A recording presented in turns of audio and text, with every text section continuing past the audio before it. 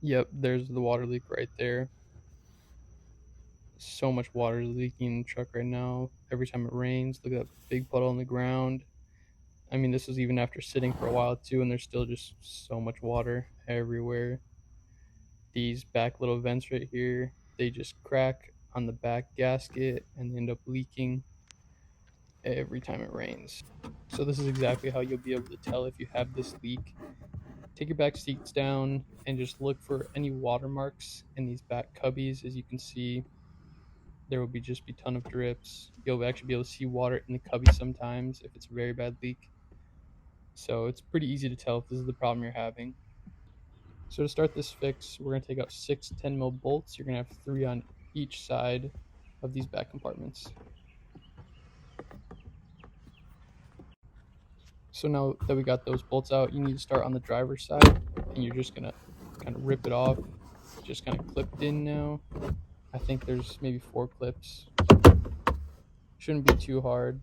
And then you're just going to kind of wiggle it out, put it to the side.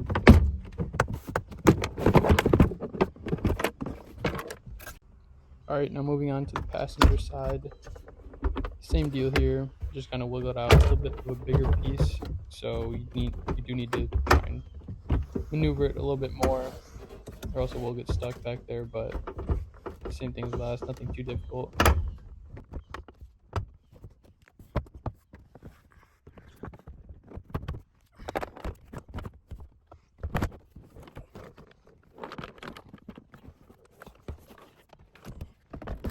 So with this little piece of cloth, you can either just undo the hook like I am now, or you can take the whole thing out. I mean, I did both. If it came out easy, I just ripped it out. If not, I just went over the little hook there. You can do either or. No big deal here.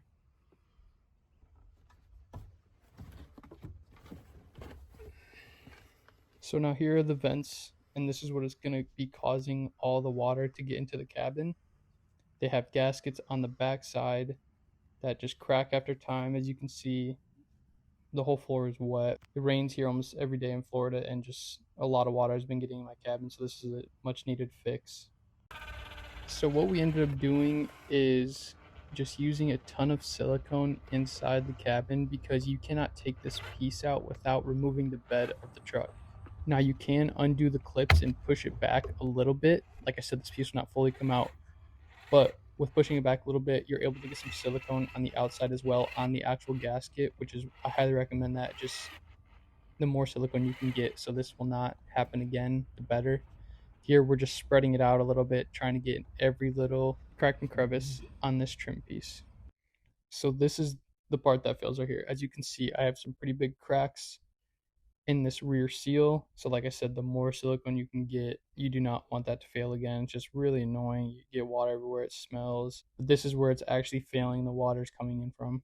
So here I'm just doing a water test with the hose, putting it right on it after the silicone had enough time to dry. I think I let it dry for maybe like 5 or 6 hours, but yeah, just hitting it with some decent pressure water. Like I said, rains pretty hard here in Florida all the time, so got to make sure it's going to be leak proof.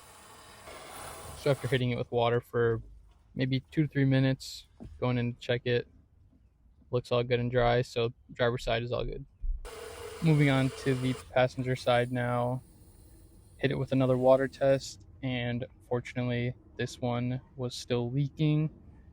Like I said, you really got to be generous on the outside of these gaskets, because even tiny cracks in these gaskets will allow water to leak in, as you can see here.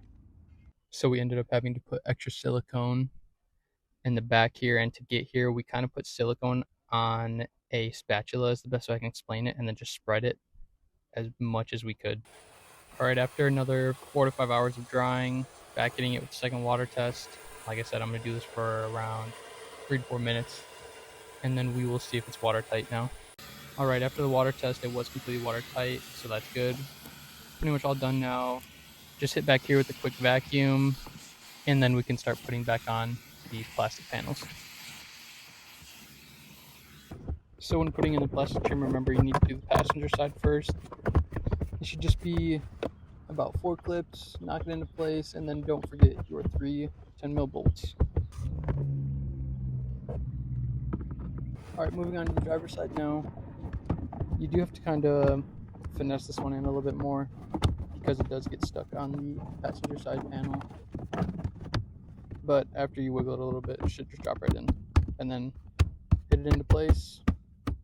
Last 3 10 mil bolts and you're all done. And lastly, clean everything up with some little interior cleaner. Get all these water spots and water drips off. Make everything look nice again.